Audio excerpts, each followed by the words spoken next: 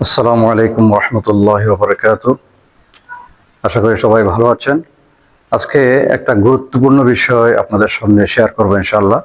বিষয়টা অনেক ছোট, আমাদের কাছে একেবারেই আমরা কখনো খেয়াল করি না, বা খেয়াল করার প্রয়োজনীয়তা যা আছে সেটাও আমরা আহ, উপলব্ধি করতে পারি না। একটা ছোট বিষয়, কিন্তু বড় পার্থক্য। বিষয়টা ছোট হলেও পার্থক্যটা অনেক বড়। আমরা ক্ষমা প্রার্থনার জন্য সবসময় ইস্তেগফার করি, আল্লাহর কাছে ক্ষমা চাই আমাদের পাপের জন্য, আমাদের ভুল ত্রুটির জন্য আমরা আল্লাহর কাছে মাফ চাই। তো মাফ চাওয়ার জন্য আমরা যে শব্দটা ব্যবহার করি সেটা হচ্ছে ইস্তেগফার, আস্তাগফিরুল্লাহ, আরবিতে আস্তাগফিরুল্লাহ।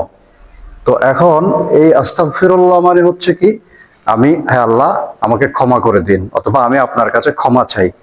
আতলুবুল মাগফিরাহ, আল্লাহ আমি আপনার কাছে ক্ষমা চাই।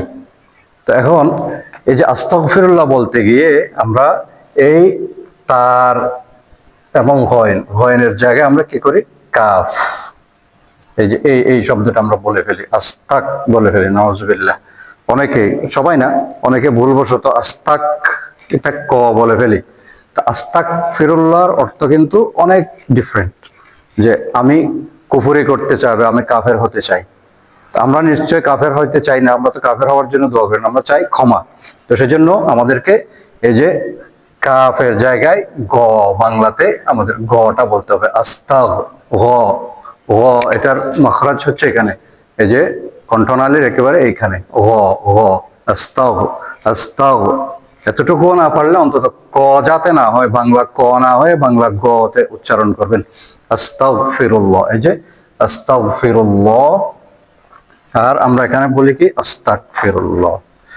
তো এখন আমাদের বলার মধ্যে যে উচ্চারণের মধ্যে যে ত্রুটি, সেই ত্রুটির কারণে আমাদের ইমানের সমস্যা হয়ে যাচ্ছে। কিন্তু আস্তাগফিরুল্লাহ কোথায় আমি বলছি আল্লাহকে, আল্লাহ আমি ক্ষমা চাই, আমাকে ক্ষমা করেন, আর এখানে হয়ে যাচ্ছে আল্লাহ আমি কুফরি করতে চাই, নাউজুবিল্লাহি মিন যালিক।